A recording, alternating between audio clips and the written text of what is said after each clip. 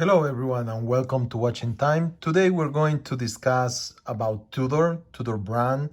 Um, I became passionate about Tudor probably around 2016 when they started launching their manufacture in-house movement.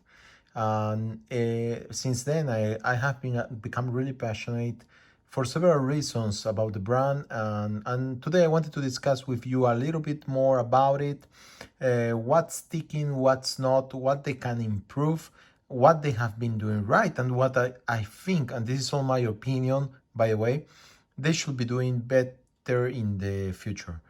Obviously, Tudor is sub branch, small brother, however we want to call it, of Rolex, and they were born from the same father. So, in time, it's the only brand actually at the time that has survived all the changes after Rolex became the bigger brother of the whole brand and all the names around it. And I have to say that today, since the 2000s, Tudor started to begin to take, I think, a stronger self-identity to separate itself from originally what was the Rolex brand and to become something else. The target obviously was totally different because respect to Rolex, Tudor was destined for a, let's say, more affordable market and more affordable customers that they wanted to have the quality, obviously, of a Swiss-made watch, paying less respect to the higher brand that it's Rolex. And I might say, and I have to say today, that it's probably the best uh, price cost benefit product that today the Rolex group has to offer, and that especially since they introduced the in-house movement. There is a whole polemic about the in-house movement of Rolex, the Kenisi production. Nowadays you can actually buy the Tudor movements, and they are doing agreements with other, even micro brand companies, to use their movements. So how much are they in-house at the moment? I don't really know. I mean, in-house also means somehow having the premium also on these movements, or the priority at least for the use. And at the moment they're not being used only by Tudor, so there's a lot to discuss around it. Particularly, I wanted to discuss one topic. The other day I went to my authorized dealer branch, only Tudor, so it's mono brand, one of the few actually, and I was discussing about the new arrivals. I wanted to change some of my straps, at least for the BlackBay, and we were discussing about probably what is my favorite piece, and it's my first Tudor in the collection, so it's the Northflag. The Northflag, I think it's one of the nicest and best watches that Tudor has launched. It's the first one in particularly, and you see it has a lot of scars. It's the one that I have used the most. And I think it's the first watch also that Tudor launched their in-house movement. So it has a strong connection to the history of the relaunch of the modern Tudor.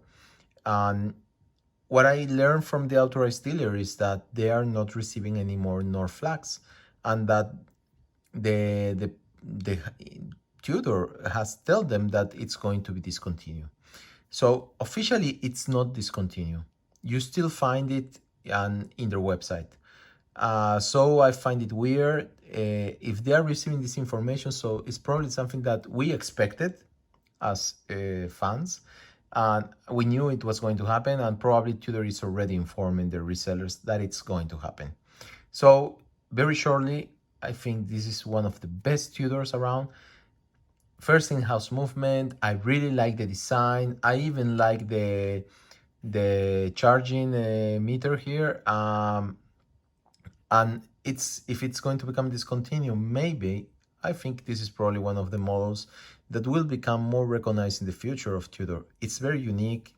Yes, it's an integrated bracelet, but it has its own style. Yes, it reminds you a little bit of an explorer, but at the same time it's totally different. It has a history of exploring behind it, which is of its own. It has a ceramic ring, which is quite unique in watches during this period, but especially it has a sandwich open sapphire crystal in the back that lets you actually see the interior of the movement, the MT5621. And I think this is one of the things that on my radar makes it probably the best Tudor Rolex Tudor around. So I wanted to show you guys the point I am with my Tudor collections. As I was telling you, I like the brand, I really like it. After I got the Northflag, so we are going to go quickly around them. I buy my BlackBay. I think BlackBay, it's on my radar, the second most noticeable, and probably today, the most recognizable Tudor model. Everyone that wants a Tudor thinks about the BlackBay. And this is the classic BlackBay, obviously red with golden markers, with this the lume that is very nice. As you can see, probably this actually didn't came in this strap. This is an Everest strap. I tried one of those to also to see the quality, and I can say it's pretty good leather quality, and it actually fits almost perfect, but it's not actually doesn't fit as I would have liked. It has a small imperfections, but overall the effect I think is really nice. One of the things that I like the less about the BlackBay is actually how the leather straps that come with it fits, because it leaves too much of a space open, and I'm going probably to illustrate that better with the Harrods BlackBay limited edition. It's too high. Obviously, the BlackBay has a high case, and especially when you have a leather, it doesn't go on the back of the case, like in the case of a NATO strap. It's much more evident.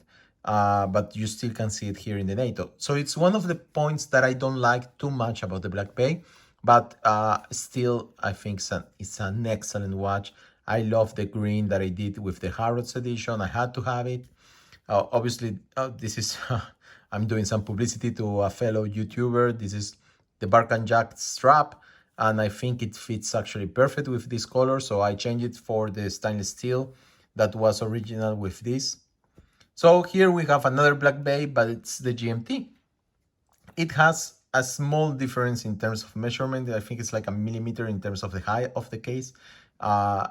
Actually, this one came with a NATO, and I fit one of the metal bracelets of my BlackBay red bezel. And well, at the end, I struggled a little bit, but it fit at the end. And here it is, the GMT. Beautiful watch. Right now you cannot see the GMT hand because it happened that the minute hand actually stopped on top of it. Beautiful minutes and GMT hands. I really like the effect of the silver. I really like the color of the Pepsi dial. Obviously aluminum. It will age with time, which is probably nice. But if you don't like aluminum bezels like the one used in the BlackBay, well, you can move to the Pelagos. And here we have the black Pelagos and the blue Pelagos. I recently bought, the last one is the blue one. I really like the color. I think it's quite unique. It's going into that purplish kind of blue, very deep, very strong, full titanium case, strong case and bracelet that push out the statement that Tudor is trying to say here. Hello, I am a technical watch. I am made to do something specific, like diving in this case. So I think this is a perfect watch, especially this one that comes also with the rubber strap.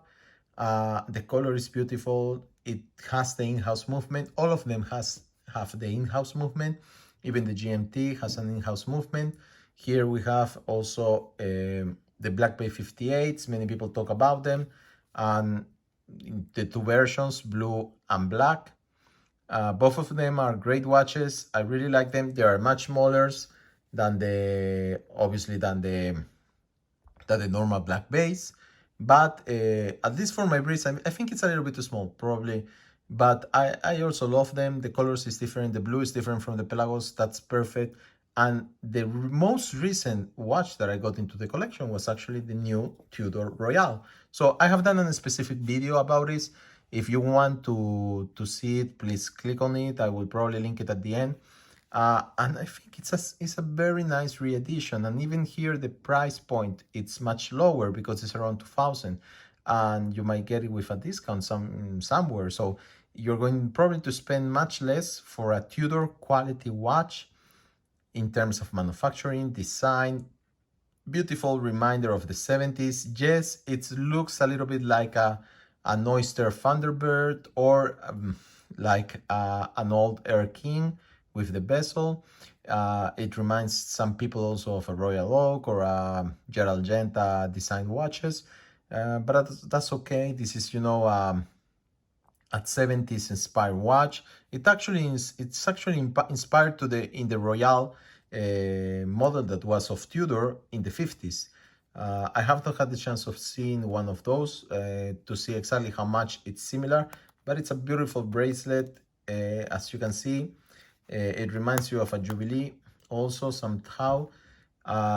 Only negative side, but it's positive because you find it much cheaper than the other Tudors, is the fact that this one, it's not wearing inside, if we want to put wear as a word, an in-house movement. It doesn't have one of the in-house movements that all the other new Tudor models have. And it's weird because it's quite new as a branch of the Tudor models. And I was expecting probably for them to get in also one of the in-house movements. Is there something going on with Kenisi and the exclusivity of Tudor? It's related to this? I don't really know. This is one of the ETA-based Celitas that they actually use, and it's later modified. It's not COSC as the other watches, but still it's a good mechanism. That's okay. Nice watch, nice design. I really love it. So here it is, the whole Tudor collection at this point. I don't know for how long I'm going to keep this, all of them. Probably some of them I will flip them, especially maybe the BlackBay 51, 58. I don't really know, but at the moment this is the situation. If you have any comments and you want to comment, particularly if I have to recommend one of them, and it's something that will never leave my collection, is this Tudor Northflag. So if you have the opportunity to see one of these and you like the design and it's something that clicks on you, I would definitely recommend you for buying it, because if it's getting discontinued, you won't have the chance to get it anymore. So anyway, guys, I hope you like this video. Talk to you soon, and please take care. Bye bye.